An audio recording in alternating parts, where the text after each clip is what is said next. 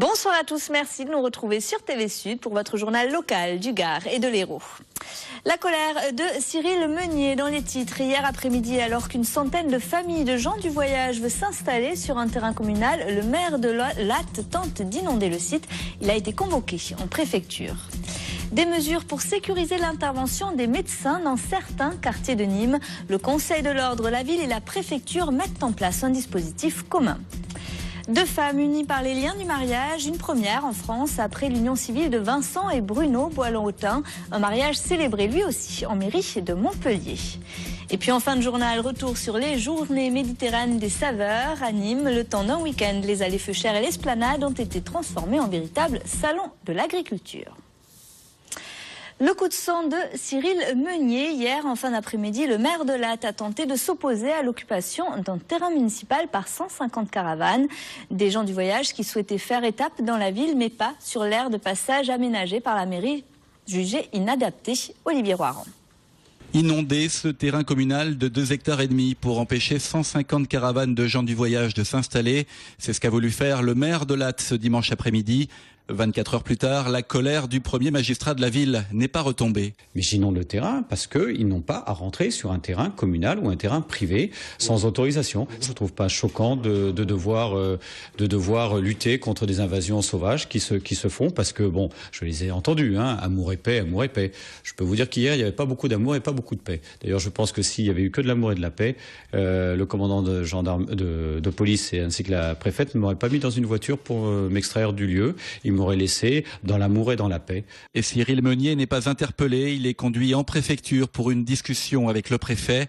Une aire de grand passage existe bien sur la commune, elle est homologuée selon le maire, même si elle ne fait qu'1 hectare alors que la loi lui en impose 4. Pour les gens du voyage, le terrain est sous-dimensionné, mal équipé et difficile d'accès. Aujourd'hui, l'accueil est déplorable, il n'y a aucune condition sanitaire, il n'y a pas de WC, il n'y a pas de robinet d'eau. Donc tout ça, aujourd'hui, on ne peut pas accepter l'aire d'accueil qui nous représente. On est ici, vous savez, pour prêcher la bonne nouvelle. On prêche l'amour, donc nous voulons tenir notre sujet.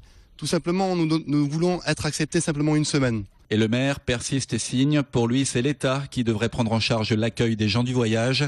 Le discours est rodé à moins d'1 an des élections municipales. Je crains qu'à force de ne pas intervenir au niveau de l'État, on monte les communautés les unes contre les autres et que ça se finisse à coups de fusil. Et quand on aura des morts d'un côté comme de l'autre, ça sera aussi catastrophique. Et bien là, on arrêtera de me poser des questions sur la légalité ou est-ce que c'est normal d'inonder un terrain, est-ce que c'est normal de mettre des pierres, de fermer les terrains, de refuser l'accès à ces braves gens. Et l'État intervient, il est 16h ce lundi, gendarmes, policiers et douaniers encerclent le camp, une 50aine d'hommes appuyés par un hélicoptère. Les véhicules des gens du voyage sont verbalisés. Prochaine étape, une possible évacuation par la force d'ici jeudi. L'enquête sur la disparition d'Antoine à Issoire en 2008 est relancée, notamment en Languedoc-Roussillon. La section de recherche d'Auvergne et le groupement de gendarmerie du Puy-de-Dôme réitèrent leur appel à témoins aujourd'hui à la demande du juge d'instruction en charge de l'affaire. Si vous avez vu ou eu connaissance d'un élément qui pourrait aider à retrouver le petit garçon qui serait âgé aujourd'hui de 11 ans, vous pouvez contacter la cellule d'enquête disparition 63 à ce numéro vert 0800 87 24 49. À Montpellier, la mobilisation pour 2 familles arméniennes. Leur demande de statut de réfugiés politiques a été rejetée. Aujourd'hui, ces 8 personnes sont menacées d'expulsion.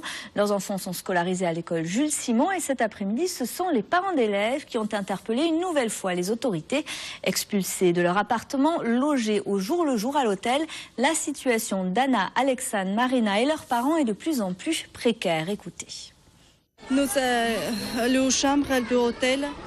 C'est pour cette soir et pour le demain soir. C'est fini et pas de solution. Je ne sais pas comment ça va se faire après. Nous attendre jour à jour qui trouvait pour nous. Vous n'avez pas de nouvelles de la préfecture ou de l'agglomération ? Non, pas de nouvelles. Ce qui nous importe, c'est que ces enfants et ces familles puissent avoir un toit pour dormir, que les enfants puissent manger, puissent aller à l'école dans des conditions normales, comme tous les enfants qui sont dans notre République française. Ce soir et demain, ces 2 familles sont hébergées dans un hôtel par l'agglomération de Montpellier, mais pour l'instant, aucune solution n'a été trouvée pour la suite. Quant aux parents d'élèves de l'école Jules Simon, ils se mobilisent à nouveau jeudi après-midi. Exercer ou intervenir dans tous les secteurs de la ville et en toute sécurité n'est pas toujours possible pour les médecins, notamment à Nîmes. Pour assurer la protection des praticiens, un certain nombre de dispositions ont été prises par les acteurs publics. Les détails, Olivier Michel. Le 25 octobre 2012, un praticien de SOS Médecins en intervention sur Val-de-Gour est agressé par plusieurs individus qui le molestent et lui volent son matériel médical, emportant bouteilles d'oxygène et électrocardiogramme. Il ne s'agissait là pour SOS Médecins que de la deuxième agression en 25 ans, mais selon l'ordre des médecins, dans le Gard, la profession connaîtrait en moyenne une agression verbale ou physique par semaine. L'Observatoire national de la sécurité des médecins, qui a été mis en place par le Conseil de l'Ordre, permet d'avoir des statistiques à la fois départementales et nationales. Et si on accepte les départements de la couronne de la région parisienne, nous sommes malheureusement dans le peloton de tête concernant ce type de phénomène. Un constat qui amène la ville de Nîmes à réagir avec la mise en place d'un protocole partenarial sur la sécurisation des médecins intervenant ou exerçant en zone sensible. Concernant la ville de Nîmes, il y a deux aspects, la vidéoprotection et la police municipale. Concernant la vidéoprotection, on va associer SOS Médecins et l'Ordre des médecins aux futures implantations de caméras, et notamment lorsqu'il s'agit de proximité de cabinets médicaux dans les quartiers sensibles. Et lorsqu'il y a des moments très difficiles avec des regroupements de jeunes, des bagarres ou quoi dans certains quartiers, à ce moment-là, c'est carrément la police municipale qui va accompagner le médecin jusque chez le patient. Signataire de la Convention, la procureure de la République a quant à elle assuré plus de réactivité de la part du parquet nîmois, tant dans les enquêtes que dans les poursuites. Après le premier mariage gay de France, mercredi dernier, ce sont deux femmes qui se sont dit oui pour la première fois en mairie de Montpellier samedi. Anne et Carole sont pacsées depuis une dizaine d'années et élèvent ensemble 3 enfants. Elles ont officialisé leur union par amour, mais aussi pour appuyer la cause des parents homosexuels. Écoutez. C'est un jour magnifique pour nous, c'est un jour magnifique pour tous les homosexuels, c'est un jour magnifique pour les femmes qui ont des enfants, qui vont pouvoir enfin les adopter. C'est un jour magnifique. Voilà, c'est beaucoup d'émotions, beaucoup de fierté que la République accueille enfin tous ces enfants, voilà, dans toutes leurs différences, dans toute leur diversité et dans toute leur richesse. Voilà, on est vraiment très très heureuses.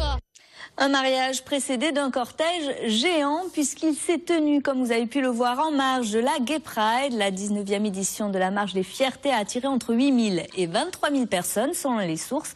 Samedi après-midi, reportage Morgane Jacob et Vincent Prieur.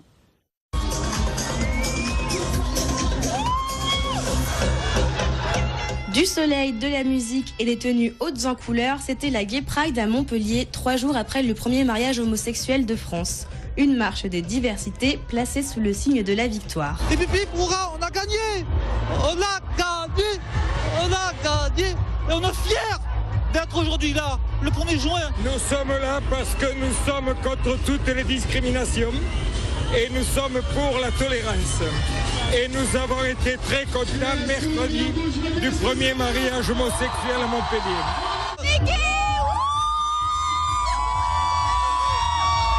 Parce que chaque être humain doit être libre de ses choix, tout simplement. Dans le cortège des Montpelliérains, des visiteurs venus de toute la France, mais aussi quelques élus et députés de l'Hérault, symbole de cohésion derrière la cause homosexuelle. Un avant-goût de l'Europride qui se tiendra à Marseille du 10 au 20 juillet. C'est effectivement la première fois que j'ai vu une ville qui était tellement unie, où les gens sont vraiment, travaillent tous ensemble autour de la même cause. Et je crois que ça peut effectivement être un très bon exemple pour d'autres villes. Une déclaration qui fait écho aux revendications des leaders de la Gay Pride. Face à la foule, ils ont appelé à ne pas réélire en 2014 les maires opposés au mariage pour tous et relancer les questions de procréation médicalement assistée, signe que leur quête d'égalité est loin d'être terminée. Ma mère me disait que lorsque je suis né, lorsque je suis venu au monde, je disposais de tous les droits. Et du jour où je lui ai expliqué que j'étais homosexuel, la République m'a confisqué certains droits. Aujourd'hui, la République n'a fait que nous les rendre. Ni plus ni moins, mais il nous a fallu nous battre pour cela. Et demain, nous continuerons à nous battre pour d'autres combats. C'est en cela que cette victoire est importante et que cette marche reste, entre guillemets, extraordinaire par ce qui s'est passé, mais ordinaire parce que le combat continue. En attendant le retour au combat, la journée s'est terminée en musique sur le parvis de l'hôtel de ville.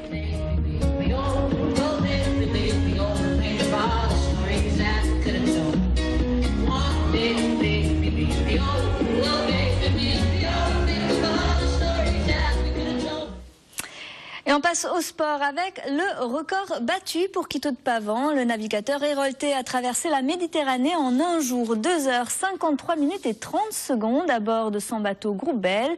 Quito de Pavan est parti de Marseille vendredi après-midi et est arrivé samedi en baie de Tunis, naviguant à une vitesse moyenne de 17 nœuds. On l'écoute en direct depuis son bateau. Moi je suis content d'avoir le plus rapide sur ce record de la Méditerranée. Et puis c'est bien que ça soit un Méditerranéen qui est ça d'ailleurs. Je trouve que c'est pas mal. C'est pas un parcours facile parce que pour trouver des bonnes conditions, il faut être patient, il faut avoir un bon bateau. Les 26 heures je crois ont été plutôt humides. Et c'est quand même assez impressionnant de voir le bateau plonger dans les vagues comme ça. Il en ressort toujours mais je peux te dire que le bateau il est bien propre. C'était donc Quito de Pavan depuis son bateau samedi après-midi. Quito de Pavan qui bat son propre record établi en 2009. Le navigateur va participer à partir du 15 juin à la Giraglia Rolex Cup, sa dernière course à bord du Groupe Belle. Et puis en voile, toujours 7 skippers du Centre d'excellence régional de la Grande Motte ont pris le départ de la solitaire du Figaro à Bordeaux. En tout, ce sont 41 participants qui disputent cette 44e édition de la célèbre course en monocoque. Puis on referme cette page sport avec les championnes de France de rugby. Elles étaient à l'instant dans les aléas du direct. Elles sont montpelliéraines et vous les voyez sur ces images. Elles ont ramené chez le bouclier de Brennus. Les filles du MHR se sont imposées à Lille samedi à Vierzon en finale du top 10. 15-14, une victoire sur le fil donc qui permet aux montpelliéraines de remporter leur 3e titre après ceux de 2007 et 2009. Pendant ce week-end à Nîmes, les allées Feuchères avaient des allures de campagne à l'occasion des journées méditerranéennes des saveurs. 2 jours ont été mis en avant les élevages et les produits du terroir gardois. Reportage Olivier Michel. L'occasion de découvrir en un même lieu tout type de bêtes à cornes et les aliments qu'elles contribuent à composer, ce sont les JMS, Journées méditerranéennes des saveurs. 2 jours où la ferme s'invite en ville de Nîmes et offre aux petits et grands la possibilité de découvrir le monde agricole. Pour qu'ils sachent un petit peu que ce qu'on mange, ça sort pas directement du paquet et qu'avant il y a plusieurs étapes. Parmi les produits présentés, les incontournables fruits et légumes de saison et d'autres qui le sont moins, mais poussent quand même. Donc c'est un ballot de paille ensemencé et dedans il y a du copeau de chêne parce que ce champignon-là, le shiitake ou l'antin du chêne, il va dégrader le chêne qui est à l'intérieur. Donc je fais ça sous serre parce qu'il faut 15 degrés et 90% d'humidité. Un véritable mini-salon de l'agriculture gardois qui défend les circuits courts en s'appuyant sur la qualité de ses produits, AOC, IGP ou médaillés. Alors fait un gage de qualité. Et puis pour nous, une augmentation des ventes, bien sûr, parce que le public est content de trouver des produits de qualité. Les produits de terroir, c'est 10 AOC dans ce département. L'élevage aussi est en difficulté. Donc je pense que c'est un beau succès aussi que les urbains puissent découvrir le monde de l'agriculture. Et les agriculteurs passent beaucoup de temps dans leurs champs. Et là, ils passent beaucoup de temps à la ville pour montrer ce qu'est leur métier. Leur métier, on veut rapprocher la société des agriculteurs. Temps fort de cette manifestation, la transhumance citadine des moutons et brebis. Ils étaient cette année 1398, selon Bandit, le chien berger qui compte. 3 plus 2. Une prouesse plus que rarissime qui n'aura en rien retardé la naissance des petits poussins et encore moins ému les cochons gascons. C'est tout pour aujourd'hui. Retour de l'actu ce soir dès 10h sur TV Sud. Toute l'info régionale, nationale et internationale est dans le 22 minuit présenté par Julien Desvages. Quant à nous, on se retrouve dès demain pour vos éditions locales. Passez une très belle soirée sur TV Sud.